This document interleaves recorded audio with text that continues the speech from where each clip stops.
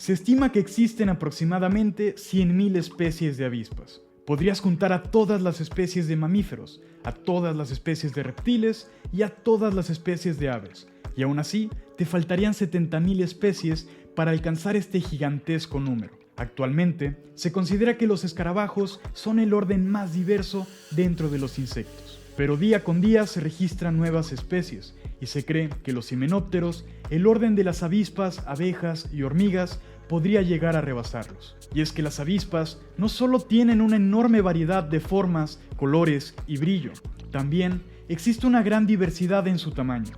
Las más grandes, como Megascolia procer, pueden medir hasta 12 centímetros con las alas abiertas. Pero también existen muchísimas avispas microscópicas, como Dicopomorpha hemipteris, la cual es el insecto más pequeño del mundo, midiendo tan solo 180 micrómetros. Eso es más pequeño que algunas bacterias. Imagina cuántas especies debe haber por el mundo que no han sido registradas porque nadie las ha visto bajo el microscopio. Hoy hablaremos de la impresionante y fascinante diversidad de las avispas. Cuando pensamos en avispas, casi siempre pensamos en las que viven socialmente, en colmenas, pero en realidad casi el 99% de las especies de avispa son solitarias y tienen roles ecológicos muy distintos. En su estado adulto, tanto las avispas sociales como solitarias son polinizadoras, ya que se alimentan principalmente del néctar de las flores. Pero la dieta de sus larvas es muy diferente, ya que necesitan proteína para crecer. Las que viven socialmente alimentan a sus crías llevándoles lo que sea que se encuentren, incluso pedazos de carne. Pero las avispas solitarias son mucho más específicas escogiendo a sus presas. Esto se debe a que en su mayoría se trata de avispas parasitoides. En pocas palabras, una avispa parasitoide deposita sus huevos ya sea dentro o por encima de su presa, utilizando su aguijón.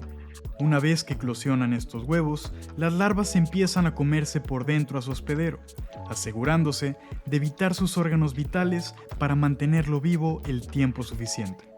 Cuando terminan de crecer, emergen del cadáver de su presa para pupar, convirtiéndose en adultos para encontrar una pareja y repetir el proceso. La razón por la que son parasitoides y no parásitas es porque un parásito necesita mantener vivo a su hospedero, pero las avispas eventualmente lo terminan matando. Así que si piensas que tuviste mala suerte porque te picó una avispa, al menos agradece que no tienes que preocuparte por ser devorado desde dentro. Como mencioné anteriormente, este tipo de avispas suelen ser muy específicas con los animales que depredan. Casi cualquier insecto que exista tiene una avispa parasitoide que se encarga de controlar su población. Algunas avispas se especializan en las larvas de escarabajo que viven dentro de los árboles y tienen aguijones largos y delgados para atravesar su corteza. Las que se alimentan de larvas de escarabajo que viven bajo tierra detectan sus vibraciones para localizarlas y su aguijón puede enterrarse hasta 5 centímetros en el suelo. Algunas avispas que parasitan grillos hacen su guarida dentro de los mismos nidos de las avispas que parasitan a las cigarras, ya que al tener diferentes fuentes de alimento, no compiten entre sí. Incluso hay avispas que son hiperparasitoides, es decir, parasitan a otras avispas parasitoides. Esta oruga está infestada. Esas cosas encima de ella son los capullos en donde las larvas se convierten en adultos. Pero las avispas que ves emergiendo de ahí, en realidad son otra especie parasitando a estas pupas. En la naturaleza esto ayuda a mantener un equilibrio. Y ese es el principal rol de las avispas en el ecosistema, controlar poblaciones. Si alguna plaga empieza a convertirse en un problema, eventualmente llegarán estas avispas para regular sus números, antes de que acaben con la vegetación o de lo que sea que se alimenten. Uno de los hospederos más comunes de las avispas parasitoides son las orugas. Las orugas no hacen nada más que comer, y si hubiera una sobrepoblación de ellas, podrían terminar con hectáreas enteras de vegetación. De hecho, las orugas causan pérdidas millonarias en la agricultura. Se ha intentado utilizar avispas parasitoides para controlar estas plagas. Esto nos evitaría el tener que usar pesticidas, los cuales no solamente matan a los insectos perjudiciales, también a los polinizadores y a la fauna benéfica del suelo. Y además, sus residuos se quedan en la tierra, y cuando llueve, terminan contaminando el agua que bebemos. Pero desafortunadamente, las avispas como control biológico aún no han podido ser implementadas a gran escala, aunque la idea es utilizar diferentes métodos para no depender de los pesticidas y poder crecer cultivos de manera sustentable. De igual manera, las avispas controlan muchas otras plagas más allá de la agricultura. También se encargan de insectos molestos para nosotros, como lo son las cucarachas. La avispa esmeralda se deshace de ellas de una manera terrorífica. Primero que nada localizan a la cucaracha utilizando sus antenas, que detectan las feromonas emitidas por estos insectos. Una vez se encuentran a un hospedero adecuado, utilizan su aguijón para perforar justo en medio de sus patas delanteras. Esto provoca que la cucaracha quede inmovilizada temporalmente. Lo que sigue es arrastrar a la cucaracha hasta el nido de la avispa, pero esta es muy pequeña para hacerlo. Así que, con mucha precisión, realizan una segunda perforación en una región específica del cerebro de la cucaracha y depositan un veneno que altera su comportamiento. No estamos completamente seguros de cómo funciona, pero después de eso, la cucaracha empezará a limpiar sus antenas sin parar. Se realizaron experimentos en los que se removió la región del cerebro que buscan estas avispas y se quedaron confundidas al no saber en dónde perforar. Y sabemos que el veneno es el causante de este cambio en el comportamiento porque no basta con solo realizar la incisión. Pero bueno, mientras la cucaracha se limpia a sí misma, la avispa busca a los alrededores para encontrar un lugar seguro al cual llevárselo. La cucaracha irá recuperando su movilidad poco a poco, pero cuando la avispa regresa, le corta las antenas y luego sostiene la cabeza con sus mandíbulas y va produciendo feromonas para dirigir sus movimientos hasta llevarla hacia su futuro nido.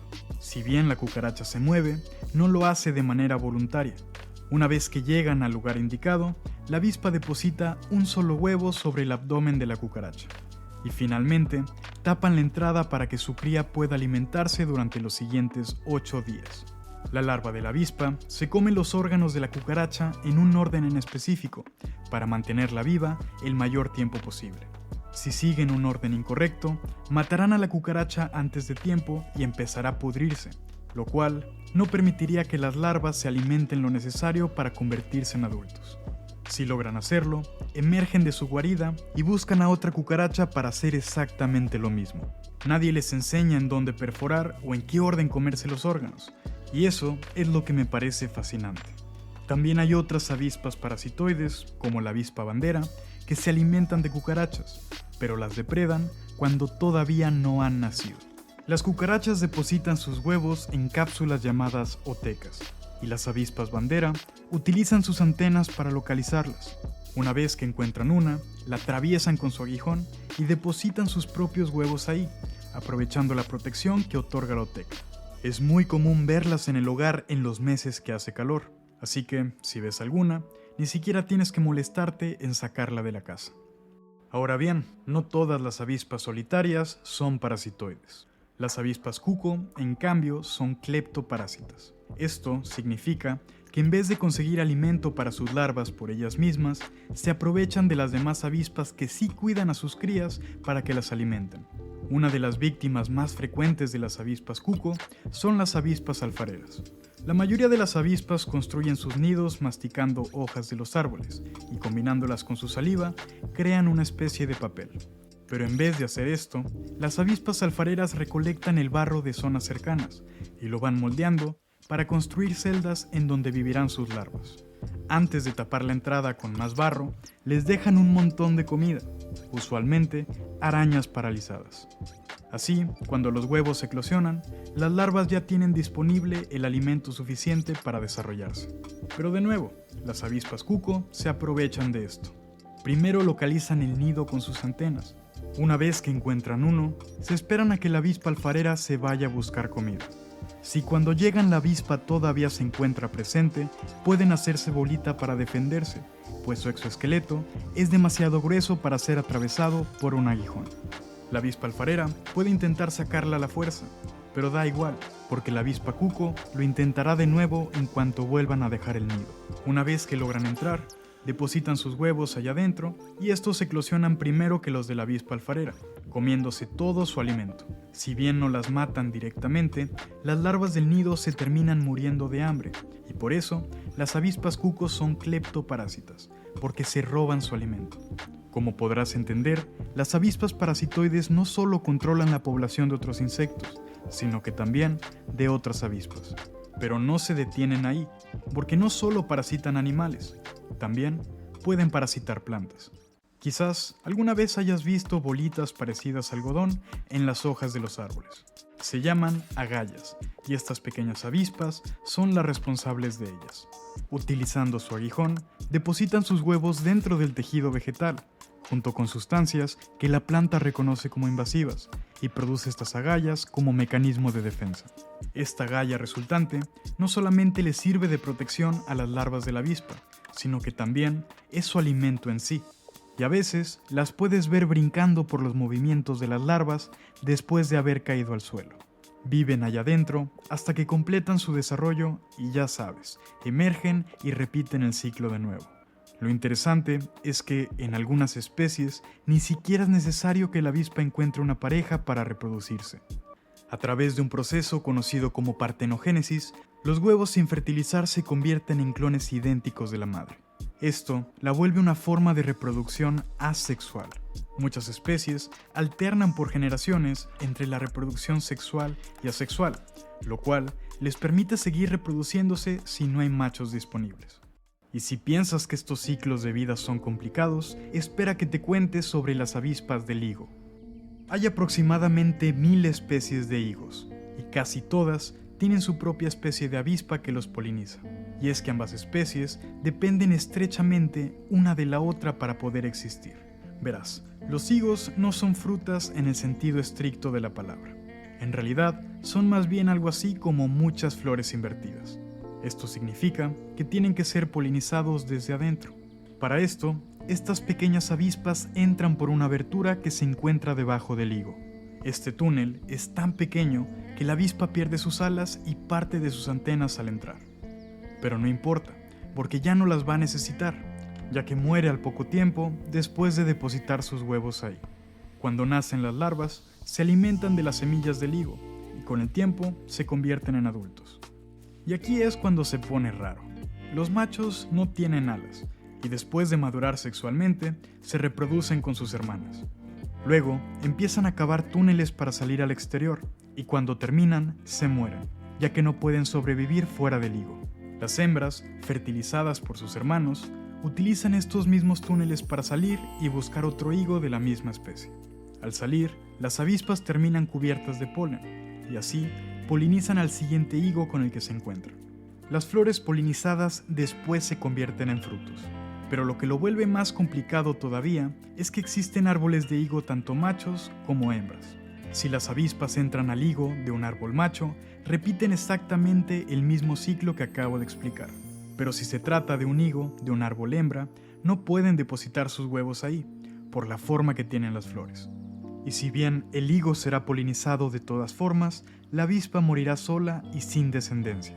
Estos higos de árboles hembra son los que comemos nosotros, pero no significa que tengan avispas muertas dentro, ya que el higo produce enzimas para degradar el cadáver antes de que madure el fruto. Y además, algunas especies de higo para consumo humano han sido seleccionadas artificialmente para que maduren sin la intervención de estas avispas. Pero de igual manera, si te gustan los higos, ahora sabes a quién darle las gracias. Realmente tenemos mucho que agradecerle a las avispas, y por eso pienso que merecen una mejor reputación. Su aguijón podrá ser intimidante, pero no te lo tomes personal. Es el último recurso que tienen para pedirte que las dejes en paz. Solamente las hembras pueden picarte, ya que el aguijón en realidad se trata de un ovipositor modificado, es decir, el órgano con el que depositan sus huevos. Este es retráctil y segmentado, lo que facilita encontrar el ángulo correcto para que pueda atravesar con facilidad. También pueden usarlo para depositar veneno, y el de algunas especies duele bastante. Pero dentro de lo malo, lo bueno es que solamente duele y ya. Tu salud no está en riesgo, a menos de que seas alérgico. Y tampoco creas que las avispas son entes diabólicos que llegan a picarte solamente porque sí. Usualmente, Lo hacen solo si las intentas aplastar o estás muy cerca de su nido.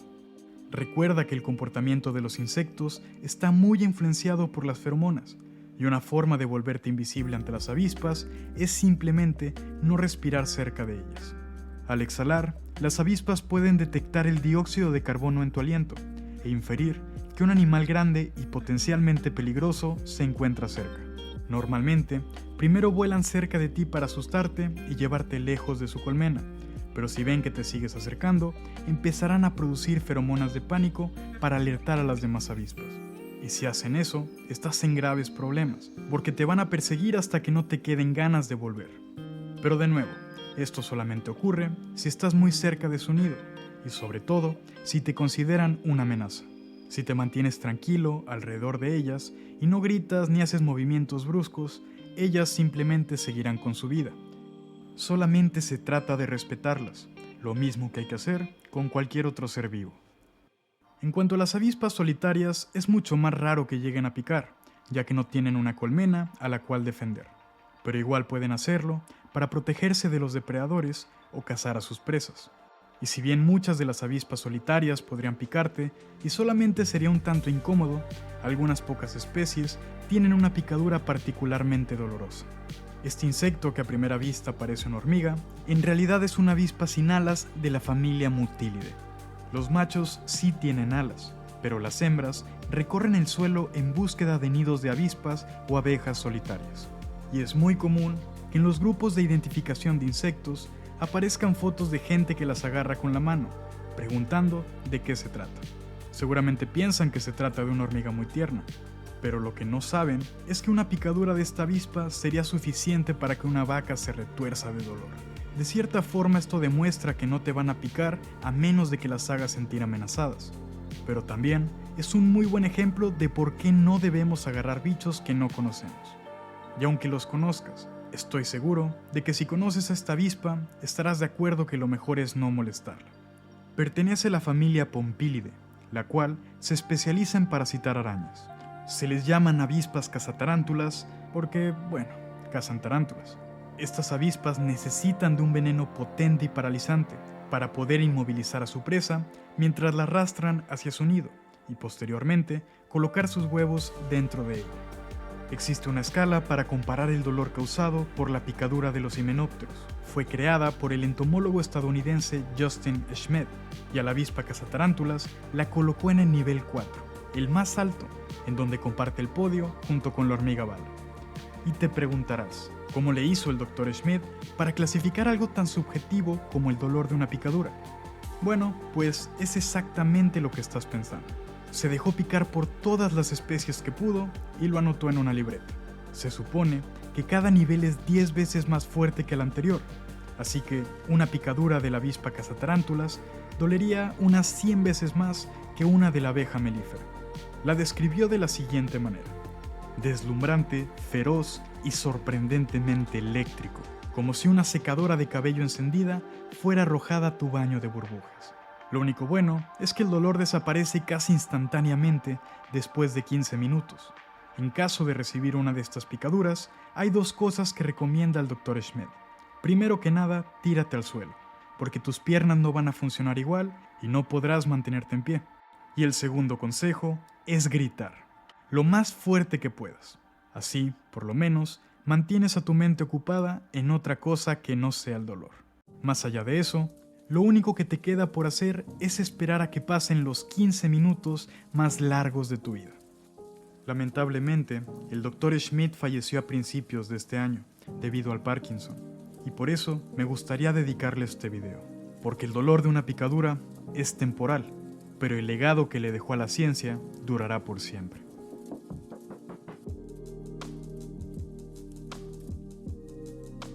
Hasta cierto punto, es normal tenerle miedo a los animales que pueden lastimarnos, pero no podemos juzgar un orden tan diverso como las avispas por unas cuantas especies que defienden su nido con todo lo que tienen, y mucho menos podemos odiarlas solamente por existir.